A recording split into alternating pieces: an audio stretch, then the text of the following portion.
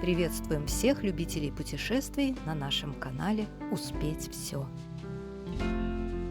Сегодня 16 июня, и мы находимся в белорусском городе Бобруйске.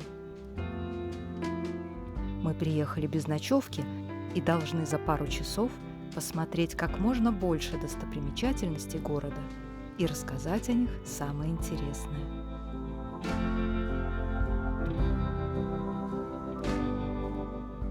После просмотра этого ролика вы с легкостью сможете сами прогуляться по Бобруйску и отыскать все значимые объекты города. Конечно, если вы доедете до Бобруйска, а приехать точно стоит. Кстати, дорогу из Минска в Бобруйск мы тоже сняли. Ссылку на это видео мы оставим в описании. Ну а если вы не можете приехать, то тем более смотрите этот выпуск. Благодарим тех, кто уже подписался на наш канал, а также тех, кто сделает это прямо сейчас. Пора в путь, чтобы успеть все.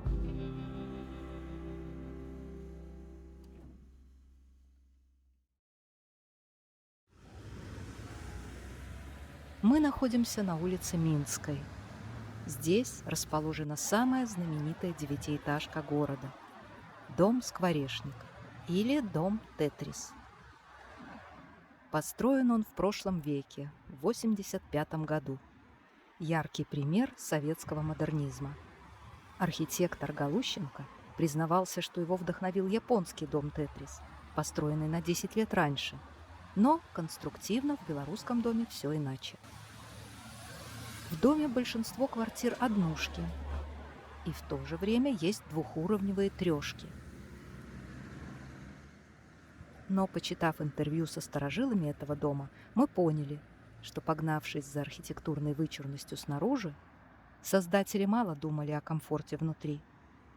В комнатах мало света, есть проблема с отоплением, но самая частая жалоба жильцов верхних этажей, по крайней мере еще несколько лет назад, протекающая крыша. А еще нет ровных стен, потолков и полов. Но это, пожалуй, общая проблема массового строительства в советскую эпоху. Думаем, все понимают, о чем речь. Идем дальше по улице Минской. Это главная магистраль города. С северо-западной стороны выезд на Минск, с юго-восточной – на Гомель.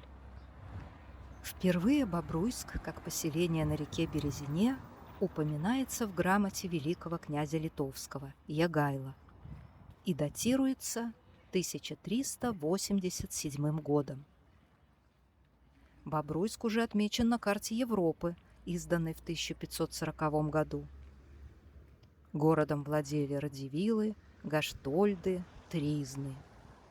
В конце XVIII века, после второго раздела Речи Посполитой, Бобруйск был присоединен к Российской империи и стал уездным городом Минской губернии.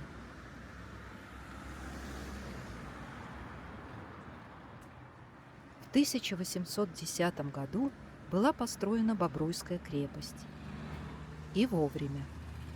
Уже через 2 года она очень пригодилась во время французского нашествия Наполеона. И хотя французы блокировали ее на несколько месяцев, свою оборонительную функцию она выполнила, сохранив жизни большому гарнизону, среди которых было много больных и раненых солдат. Укрепление крепости продолжалось до середины XIX века. Однако затем она быстро утратила свое значение, была упразднена и стала служить складом. В годы Великой Отечественной войны нацисты разместили здесь крупный концлагерь, а после войны в крепости располагался Бобруйский военный гарнизон. Многие сооружения бастиона разрушили во время Великой Отечественной и в 50-80-х годах. До наших дней сохранилась лишь малая их часть. Подходим к скверу «Три ракеты». В 70-е годы прошлого века тут действительно стояли 3 ракеты в честь советских космических достижений.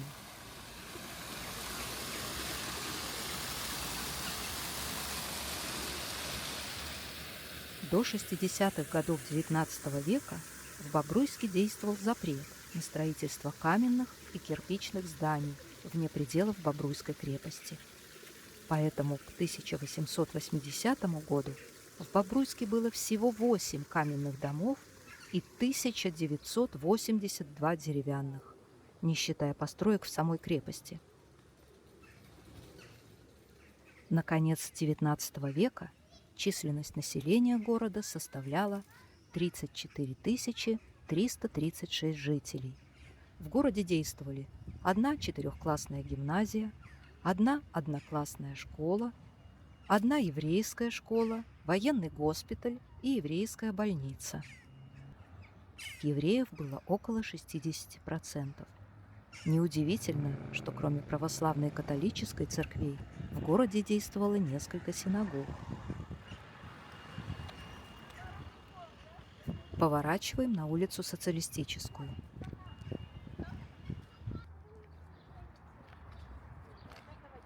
«9 апреля 1902 года случился большой пожар. Искры, которые вылетали и сыпались из топки паровоза на железнодорожной станции Березина, ветром были занесены на крышу сарая вблизи станции. Через несколько минут старые дома при станции были в пламени, а огонь перекинулся дальше в город.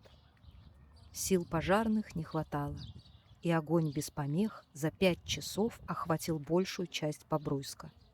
Особенно сильно пострадал центр.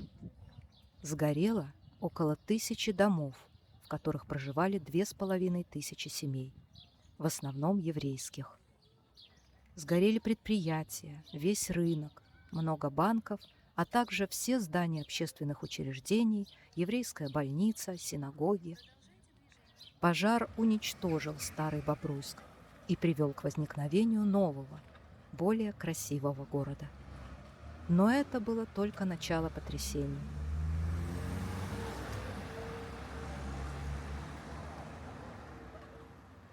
Через 2 квартала оказываемся на площади Ленина.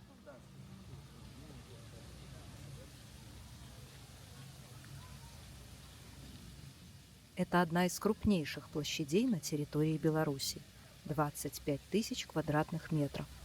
Она настолько длинная, что в 2 местах ее пересекают улицы – Советская, а затем Пушкина.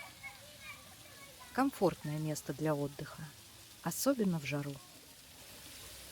Но вернемся к истории города. После Октябрьской революции в 1918 году Бобруйск подвергся германской оккупации, а в 1919 вошел в состав Белорусской ССР. Через 20 лет город переживет самую страшную немецкую оккупацию 1941-1944 годов. За 3 года в Бобруйском гетто были убиты почти все евреи города, около 25 000 мирных жителей. Город был освобожден в июне 1944 года. В современном Бобруйске проживает более 207 000 человек. Подавляющая часть населения – белорусы. Это 7-й по численности и площади город Беларуси.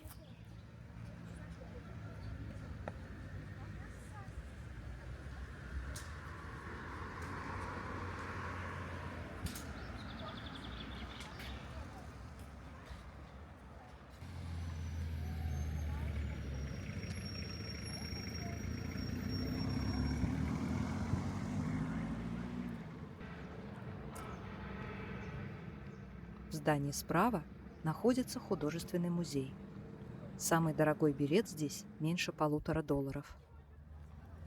А напротив, с противоположной стороны площади, универмаг.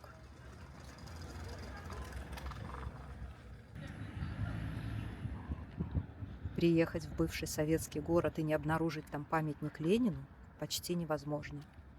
Мы знаем только один такой уникальный город, но это точно не Бобруйск. Этот памятник Ленину установлен в 1969 году, а в конце 80-х Бобруйск был рекордсменом по количеству Лениных. Их было аж 23 штуки. Надо ли пояснять, что здание за Лениным – администрация города?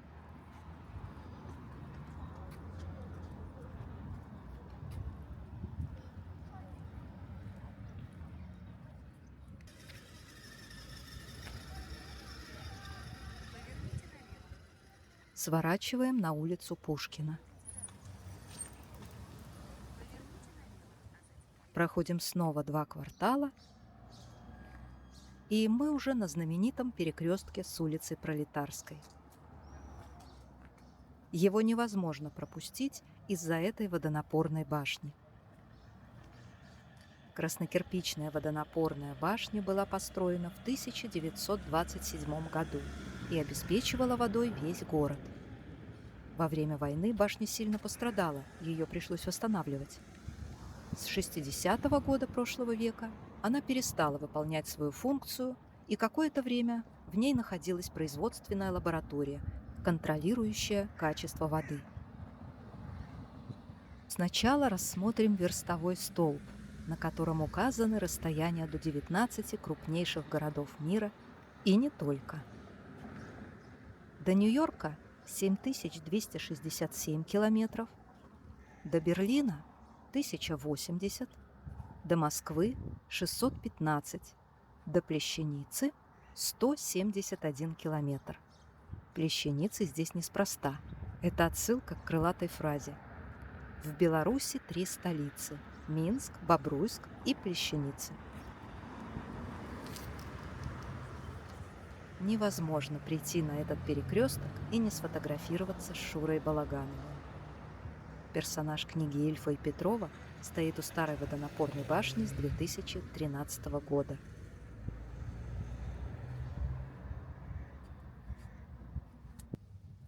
В руке у бронзового Шуры золотой теленок. Обязательно потрите его на удачу.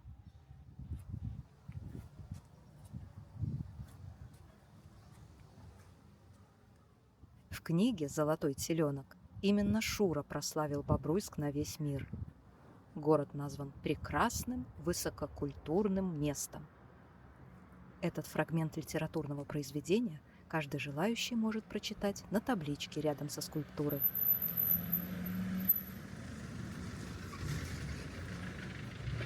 На вершине Бобруйской башни висят большие часы. Они отбивают время каждый час, а в 19:40 играют мелодию 7:40. На конусообразной крыше установлен флюгер с изображением веселого бобра, держащего герб города. В 2003 году, после реставрации, здесь открылся шикарный ресторан «Червоная вежа». 2 этажа башни занимают уютные залы. На 3-м уровне есть бильярдная зона. На 4-м – кальянная.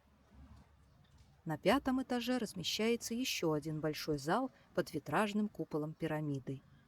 Здесь расположена смотровая площадка, откуда открывается шикарный вид на город. Подняться на обзорную площадку можно по лестнице или на стеклянном лифте. Кстати, внутри башни сохранился старый водонапорный механизм – стальной бак, который отлично вписался в интерьер. Адрес ресторана – улица Пушкина, 194.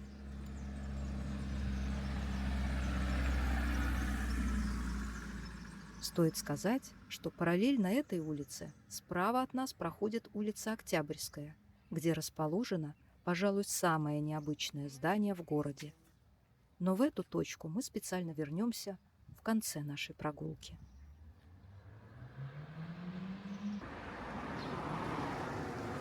Продолжаем прогулку по улице Пушкина. Дом номер 211. Бывший городской особняк.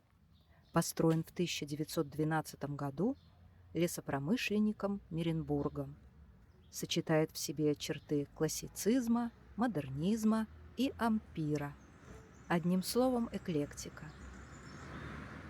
После революции в 20-х годах прошлого века здесь размещался родильный дом, а в 80-х годах – детский сад.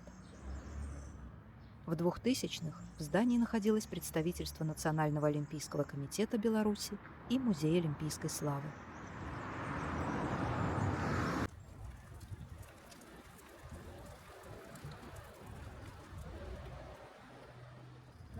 Улица Интернациональная. Дореволюционное название – Присутственная. Сразу бросается в глаза зеленое деревянное здание. Дом купчихи Кацнельсон.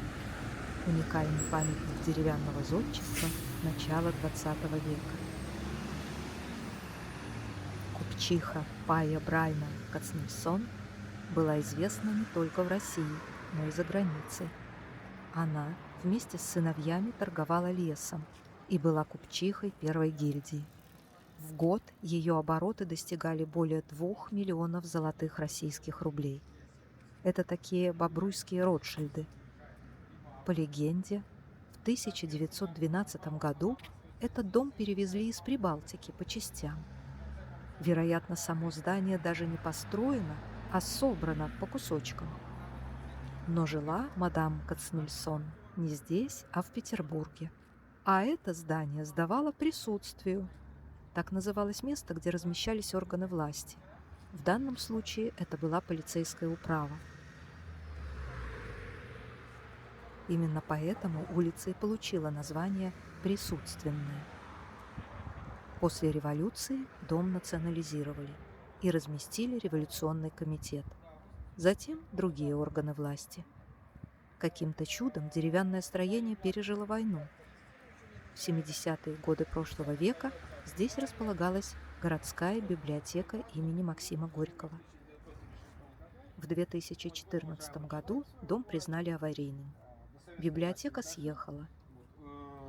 Кроме своего банка он руководил. Похоже, сейчас у здания появился новый собственник.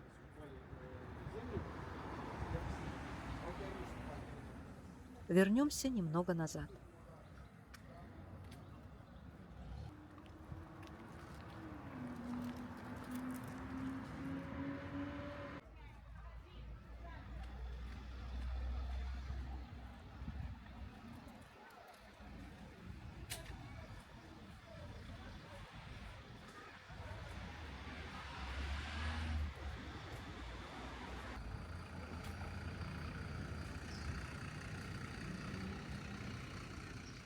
Здесь находится памятник Эфраиму Севели, еврейскому русскоязычному писателю, актеру, кинорежиссеру и драматургу.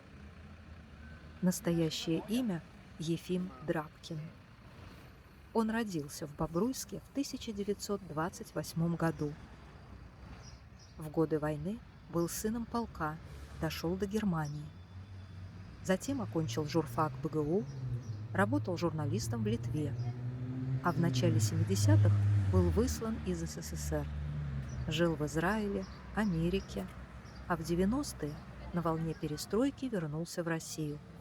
Как режиссер поставил 5 фильмов по собственным сценариям. Среди них «Попугай, говорящий на идиш», «Ноктюрн Шопена» и «Колыбельная».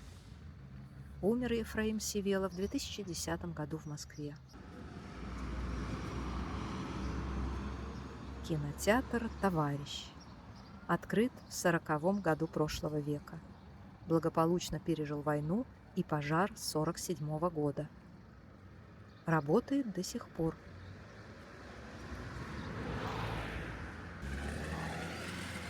Переходим через улицу Советскую и оказываемся в сквере челюскинцев.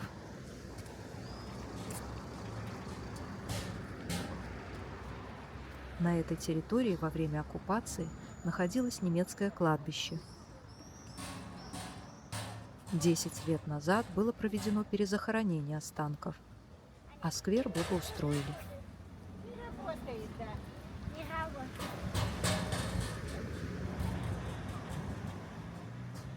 Сейчас главная изюминка парка – лавочки, стилизованные под музыкальные инструменты.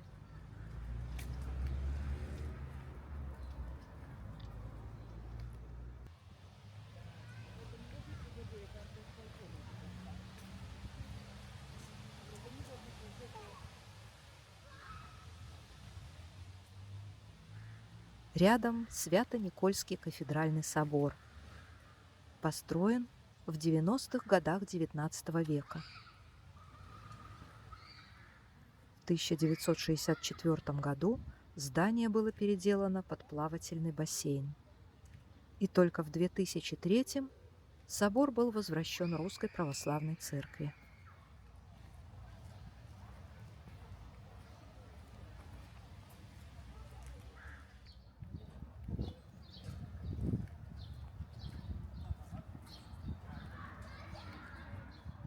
Из сквера Челюскинцев мы выходим к Могилевскому областному театру драмы и комедии имени Дунина Марцинкевича.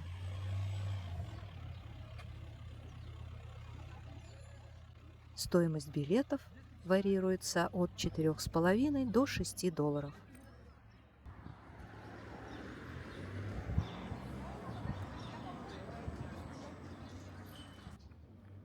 А мы снова оказываемся на улице Социалистической. Проходим один квартал до перекрестка с улицей Московской. В этой части целый ансамбль малоэтажной исторической застройки. До революции улица называлась Муравьевской в честь могилевского губернатора, графа Муравьева, подавившего польское восстание 1863 года.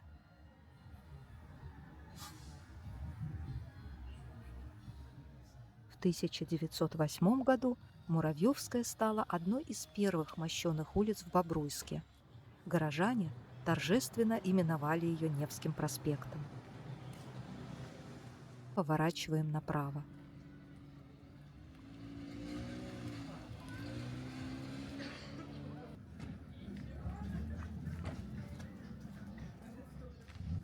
Знаменитый бобр сидящий.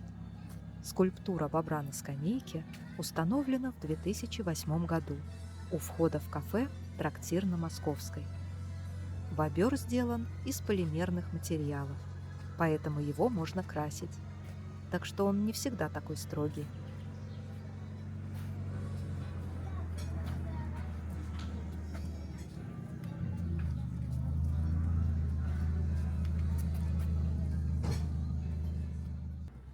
Возвращаемся на Социалистическую. От перекрестка с улицей Московской начинается пешеходная зона Бобруйский Арбат.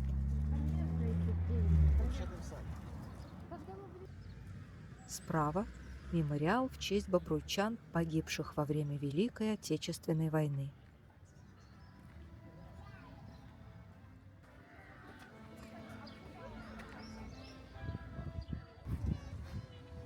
За мемориалом находится сквер. Здесь есть скамейки, фонтаны. Место явно популярное, особенно в жару. Красивое желтое здание на противоположной стороне площади – Краеведческий музей. Адрес – Социалистическая, 56. Пересекаем улицу Комсомольскую и продолжаем прогулку по пешеходной Социалистической.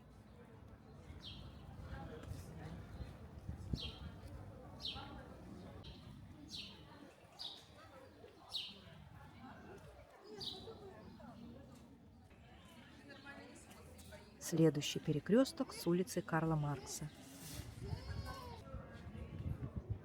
И мы выходим к Бобруйскому рынку, который расположился тут еще в начале XIX века, сразу после начала строительства Бобруйской крепости.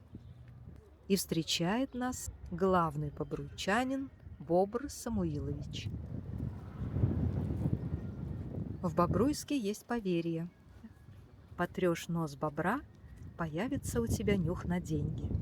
Ну, или на идеи, приносящие деньги. Потрешь цепочку или перстень — ожидают удачи и богатства. А мы снова на бесконечной улице Социалистической.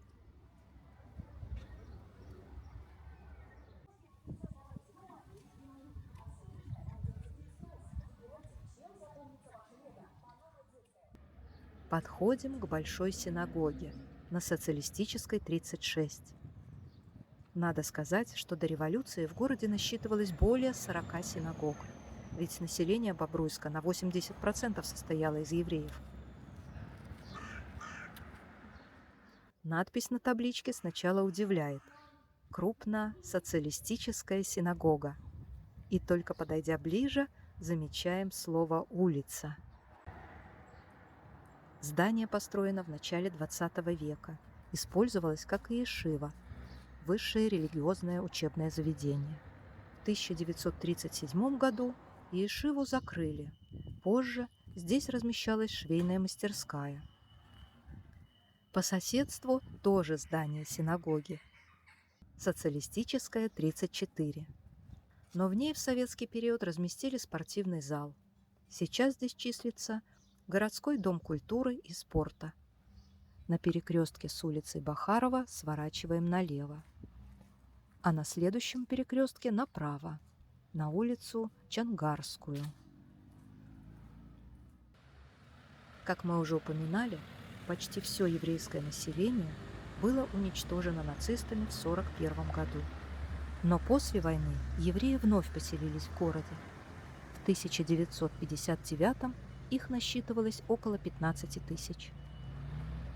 Но с 70-х годов евреи массово эмигрируют из СССР. И несмотря на открытие 2 синагог, благотворительных центров помощи, происходит стремительное сокращение численности еврейской общины. По данным на 2019 год, в городе оставалось чуть более 400 евреев.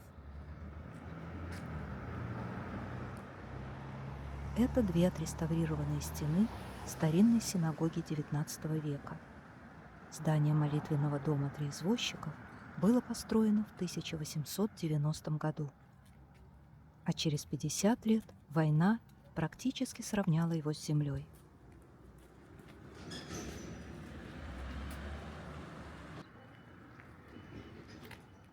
Идея создания еврейского дворика в Бобруйске возникла в 2015 году у местного раввина Шауля Хабаба.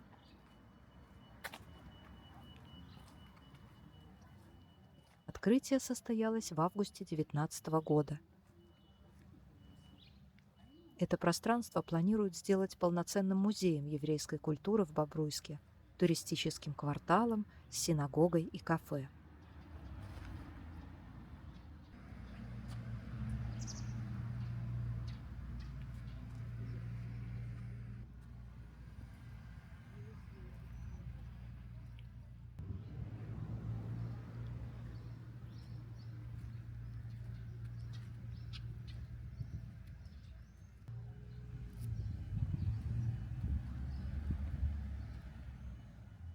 Местные жители еврейского происхождения считают этот дворик своеобразной стеной плача, намоленным местом.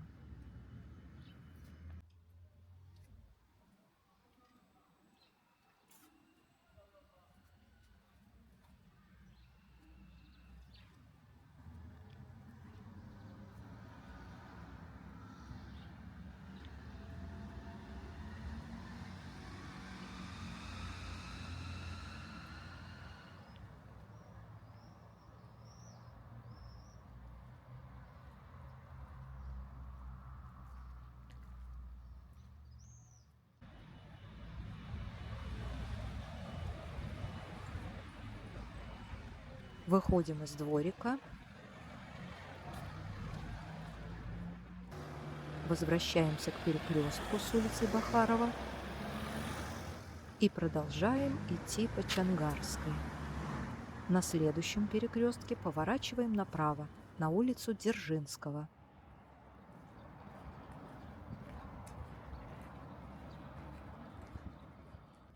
По адресу Дзержинского, 21 находится необычный жилой многоквартирный дом. Уникальное двухэтажное здание из красного кирпича отлично сохранилось со времен разрушительной войны. Среди современных вывесок и витрин дом Порт-Артур напоминает настоящую крепость. Почему у дома такое название? По одной из версий, дом возводили во время русско-японской войны, и оборона города Порт-Артур была у всех на слуху. По другой, до революции в доме находился притон, которым владел некий Артур. Во что вам больше верится? Во внутреннем дворике словно остановилось время 2 века назад.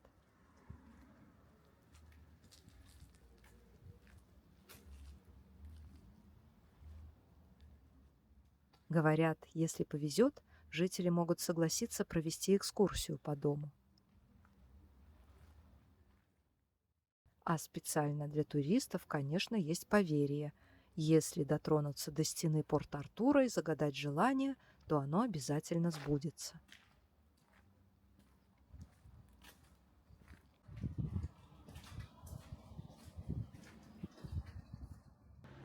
В июле 1853 года в составе полиции Бобруйска была сформирована пожарная команда. А у пожарной команды должна быть пожарная часть.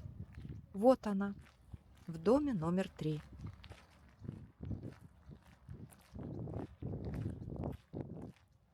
Это относительно новое кирпичное здание пожарного депо было построено в 1903 году. А на 2-м этаже располагался театр, впоследствии концертный зал.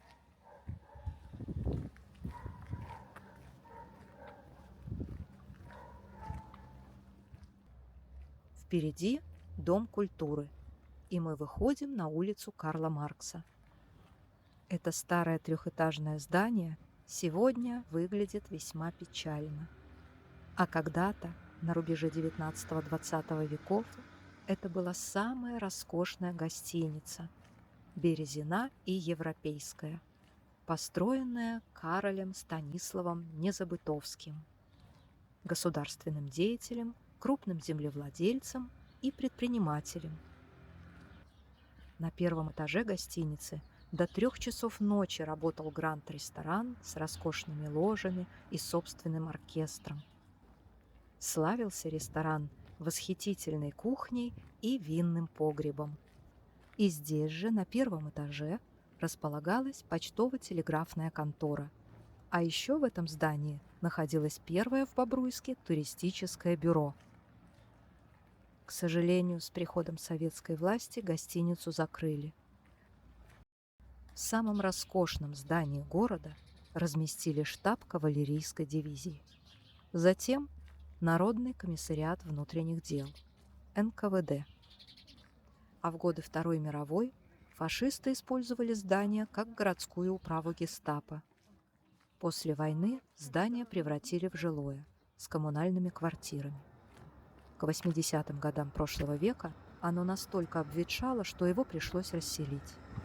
Но хочется верить, что это не конец истории. А наша прогулка в этом месте прервется, чтобы мы переехали к последнему объекту, о котором невозможно не рассказать, посещая Бобруйск.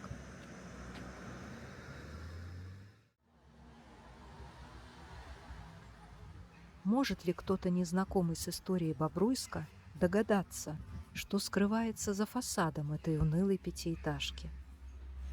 Трудно поверить, но мы идем в католический храм начала XX века. Церковь непорочного зачатия Пресвятой Девы Марии. Построенная в неоготическом стиле, церковь была освящена в 1912 году. И выглядела она снаружи совсем не так, как сейчас.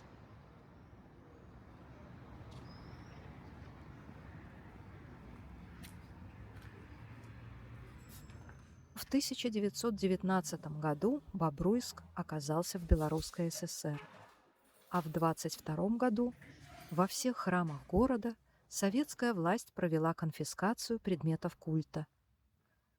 Но люди продолжали венчаться и крестить детей в костеле и в 20-е, и в 30-е годы. И в 1935 году костел был закрыт для верующих. Перед войной в нем успели провести выставку достижений сельского хозяйства, а после устроили там зернохранилище. В период оккупации с 1941 по 1944 год в костеле непорочного зачатия снова проводили службы. А после освобождения Бобруйска летом 1944-го храм снова закрыли. В послевоенные годы здание планировалось передать историко-краеведческому музею, однако на деле вместо музея здание использовали как архив, зал для кинолекториев и даже в качестве спортивной школы. В начале 60-х годов власти решили убрать архитектурные части здания, характерные для культовых сооружений. Поэтому они разрушили притвор и изумительную стрельчатую башню, а вместо них пристроили к базилике пятиэтажный параллелепипед домостроительного комбината. В алтарной части была размещена сцена, и пространство храма превратилось в клуб строительного треста номер 13. С тех пор костел приобрел тот внешний вид, который мы и видим сегодня.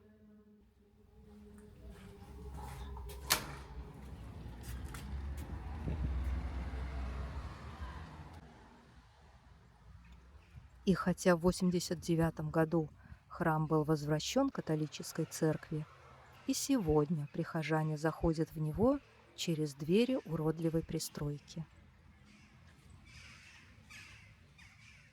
К сожалению, ни в городском бюджете, ни у католической общины нет средств на то, чтобы снести пятиэтажную коробку и восстановить фасад. И это такая же грустная история, как и с бывшей гостиницей. Вот теперь наша прогулка по основным достопримечательностям Бобруйска точно подошла к концу. Если вам понравилось, не забывайте подписываться, ставить лайки и комментировать видео. До встречи на следующей прогулке в новом городе. Мы постараемся успеть все.